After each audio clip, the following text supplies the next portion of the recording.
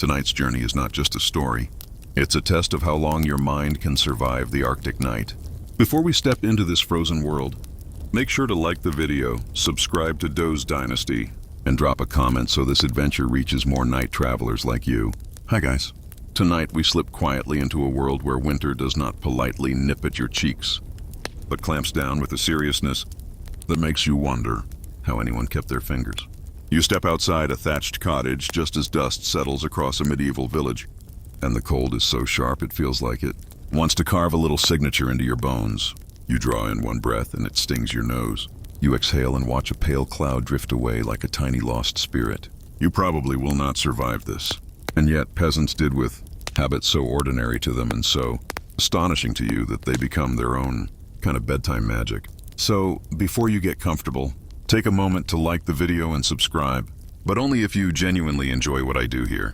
And if you feel like it, tell me your location and what time it is as you listen. Now dim the lights.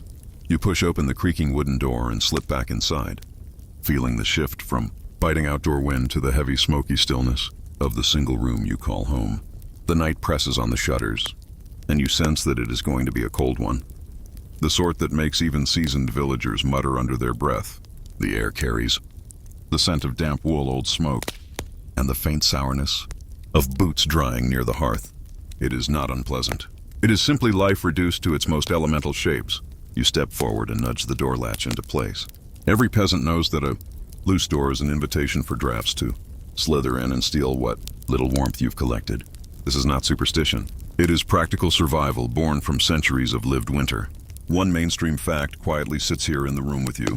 Medieval peasants relied far more on insulation by habit than on actual architectural skill. They stuffed gaps with moss bits of cloth or wads of straw, anything that prevented the wind from picking up speed inside the home. It does not stop the cold entirely, but it buys you comfort in tiny precious increments. Your ears adjust to the hush inside. The thin walls carry the soft moan of wind weaving through distant trees. You shake off the last flakes of snow clinging to your cloak. The first moment inside is always the same. Your skin prickles as it tries to warm itself, and as you stand there rubbing your hands together, you catch a tiny fringe detail that people no longer mention in polite conversation. Some peasants kept small slivers of tallow tucked near the door, not just for light, but as a fast way to soothe cracked lips or finger splits. It is a little trick someone taught someone who taught someone else, a memory passed like a folded scrap of paper from one generation to the next. You hunch down and place your hands near the faint glow of the hearth. The day's fire has already dimmed to dull orange crumbs. The room feels suspended in a moment between light and dark, warm and cold, safety and restlessness. And here in this quiet, you notice something scholars whisper about as they scratch their notes. Historians still argue whether peasants truly felt more resigned to the winter nights, or whether they improvised, endlessly adjusting their routines with far more creativity than we assume. Maybe this old room is proof of both. You lean closer to the embers and breathe gently, hoping they flare. They do, but only a little. Your family moves around. You with the soft choreography of people who have lived too long in too tight a space. Someone coughs into a sleeve. Someone else stomps snow from their shoes. A child tries to warm stiff fingers and mumbles a sleepy complaint. It is a small world, but a full one. You take in every detail because you know once you lie down for the night, these sounds will become the backdrop of your dreams. You reach up and touch the low ceiling beam. There is frost forming on the underside, thin enough to ignore, but cold enough to remind you that winter is not just outside. It seeps into every joint and board. The straw stuffed between the beams quivers as the wind nudges the roof, and for a moment the home feels like it sighs. You step toward the corner where your sleeping space waits. The earth floor beneath your feet is cold and slightly uneven. You know where every dip and rise sits because your feet have memorized them through countless nights. You lay out what you have for warmth tonight: a patched wool tunic, a rough sheet of linen that smells faintly of smoke, a handful of straw to fluff the bedding. Nothing is soft the way modern sleep expects softness. Everything is serviceable, textured, trustworthy. You can almost hear winter chuckling outside, amused that you think these few items are enough. Yet they are. Peasants slept through harsher nights with even less. You kneel and smooth the straw, letting the crackling sound soothe the buzz of the outside world. The prickly strands shift under your palms. You remember something you heard earlier at the communal well. A small gossip thread that makes your brows lift. Old Brand claims that if you scatter crushed juniper needles under the bedding on the first night of deep winter, the spirits of frost will overlook your home. You suspect Brand just enjoys seeing people try odd rituals, but you quietly scatter a few needles anyway. A tiny ritual never hurts, and the smell is calming, fragrant enough to cut through the mustiness. You settle deeper into the bedding and feel the cold seep around you like slow water. The first moments of lying down are always the hardest. Every inch of you is aware of winter's touch. You tuck your knees toward your chest to preserve warmth. You rub your hands together again, listening to the soft rasp of skin on skin. The fire crackles in a way that implies cooperation, but not generosity. You will get heat, but not much. You look toward the shuttered window where faint moonlight slips through a hairline crack. The wind nudges the boards again.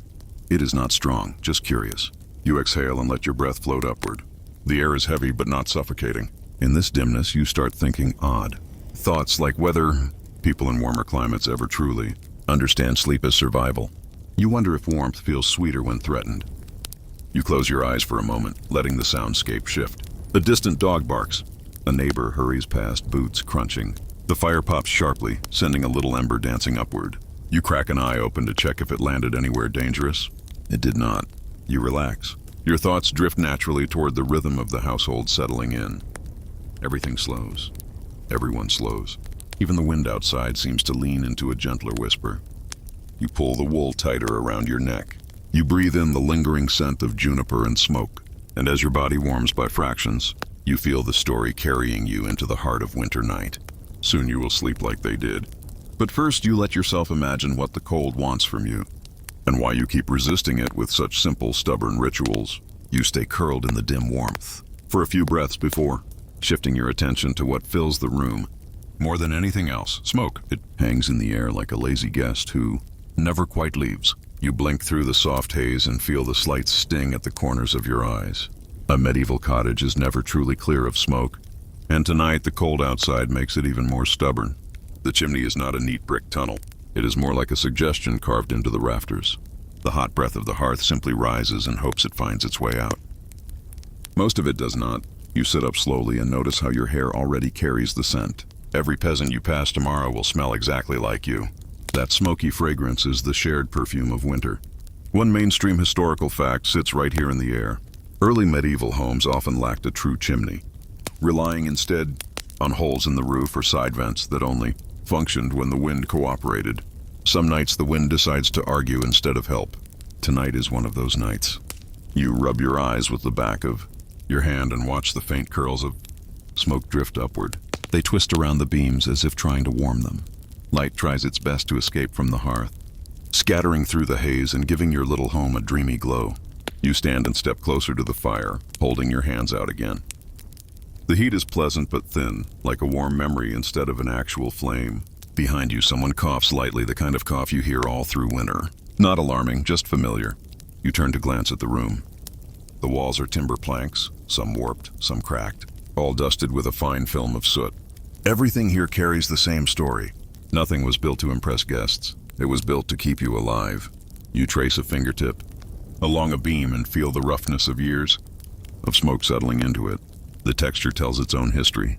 You shift your cloak aside and make your way to the low bench near the back wall. A few bundles of straw lean there, tied with cord saved for bedding, or to stuff into gaps that widen in the cold. You give one bundle a small tap. A puff of dust rises. You sniff and wrinkle your nose because the dust smells faintly of the outdoors. Cold, damp roar. For a moment, you wonder if your lungs will ever feel clean again. A tiny fringe tidbit drifts into memory. Some villagers once believed that placing a sprig of rosemary near the bed purified the smoky air. Whether this works or not, the fresh scent certainly helps a little. You glance toward a small herb bunch hanging by the door. Maybe tonight you will move it closer. The fire crackles in a low, almost apologetic tone. The light flickers across the faces in the room. You see shadows blinking awake as the fire shifts. Is it your imagination, or do the shadows look tired too? You walk back to the hearth and crouch. The smoke stings your throat in a familiar way, like an old rival that keeps showing up to remind you who holds the power in winter. You take the small iron poker and stir the embers with gentle movements. A soft chorus of sparks rises bright for a moment before fading into the dark. The smoke above you thickens for a beat, You exhale, leaning back slightly. There is something strangely comforting about this dance. You depend on the fire even as it tests your patience. It feels like a stubborn friend who knows you cannot leave. You shift your weight and glance upward. The roof beams form a triangle of dark shapes above. Some smoke leaks through the tiny gaps in the thatch. Some curls downward before it changes its mind and slides sideways. You take a slow breath and relax into the motion. This is not a place designed for perfect sleep. It is a place made for survival, and your body accepts that trade. You let your hand hover over the fire again. And this time you try to imagine how many nights like this your ancestors endured. 100 winters, 1,000. The thought makes you smile softly. Peasants might not have had warm homes, but they had resilience carved into their bones. Historians still argue whether the smoky interiors of peasant cottages cause chronic respiratory problems or whether the constant exposure actually hardened their lungs in a strange kind of biological training. You wonder which version your body might choose. You slide closer to your bedding again. The thick layer of smoke makes the air heavy. Near the ceiling, but thinner down where you sleep, you settle onto the straw with a slow sigh. The floor is cold through the thin padding. You adjust your cloak so it drapes along your side like a barrier. The fire's glow paints the walls in hues of orange and red. You blink up at the ceiling and watch the haze drift, forming shapes that dissolve before you can name them. Smoke has a way of making the world feel smaller and quieter. The edges of the room soften. Sounds drop into a gentle murmur. You feel your shoulders loosen. Your mind starts drifting in that half-waking place, where thoughts stretch like sleepy cats. You shift again, picking a more comfortable place on the straw. It pokes a little, but you've grown nearly fond of the scratchiness. It keeps you aware of your own body, grounded in the moment. You inhale. The air tastes like wood and ash. It is not fresh, but it is familiar. You let it fill your lungs. You let your exhale drift upward into the smoky veil. You notice someone else lying down near the door, wrapped in thick wool. Their breathing is slow and even, the kind of rhythm that lulls you toward your own tiredness. You sense the whole house beginning to surrender tonight.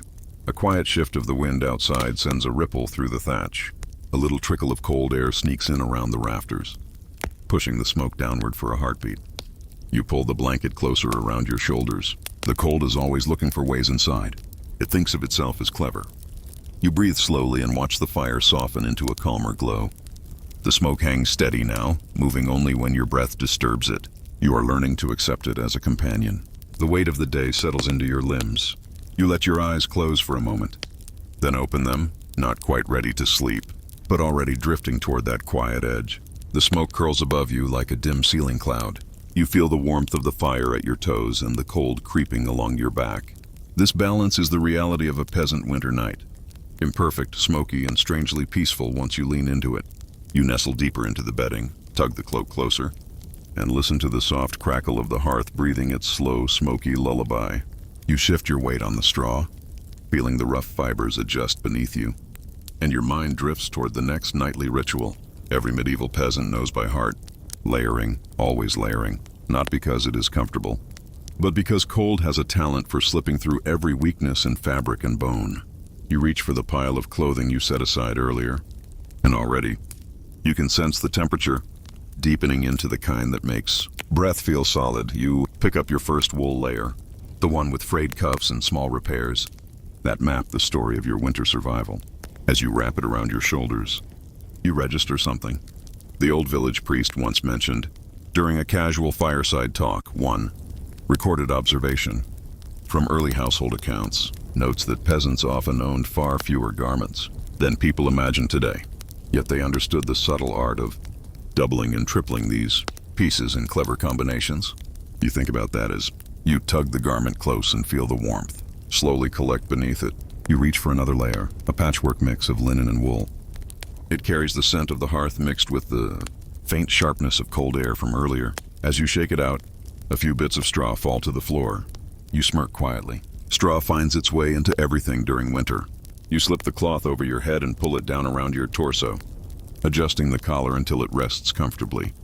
The weight of the fabric feels reassuring, like a shield made of small, stubborn threads. As you tuck in the loose ends, your mind flicks to a peculiar memory someone shared at the last market gathering. According to a wandering tinker who claimed to tour countless villages each year, some households used old scraps of felt, or even flattened bits of rabbit fur to plug the necklines and sleeves of winter clothes. It is an odd picture, and you chuckle under your breath, imagining an entire family rustling as they move, stuffed with improvised insulation. You keep working through the layers with quiet determination. Each piece of clothing is not just fabric. It is time, it is habit, it is protection. You smooth the fabric along your sides and let your breath warm the inside of your collar. The room's chill still nestles close, but it no longer bites quite as sharply. The fire behind you pops, throwing a brief cascade of a light across the floor. Someone by the wall pulls a blanket tighter and sigh deeply, a sound you recognize as the universal signal of a body giving up the day. You follow their example, settling onto your bedding again. The layers make you feel slightly bulky, but in the best way, wrapped, padded, secure. As you adjust your position, you notice how the cold sneaks between your ankles. You pull your feet closer, curling inward. Winter rewards compact shapes more than stretched limbs. You breathe out slowly and let the sound fade into the smoky room. Your fingers drift along the fabric that covers you, tracing worn seams. You can feel the hours of handiwork in those stitches. Someone sat with dim, light and tired eyes, making every thread count. You shift again and let your hands rest against your chest. Your thoughts linger on what scholars sometimes note when studying rural life from this era. There is a lingering question among researchers about whether peasants layered out of simple instinct or whether this practice formed a more structured nightly routine passed deliberately from elders to children. The evidence is thin, and so the debate lingers in dusty manuscripts. You imagine future historians arguing over the way you're dressing right now, and you smile faintly at the idea. A cold draft brushes your cheek, reminding you that no matter how many layers you wear, the environment is always looking for an advantage.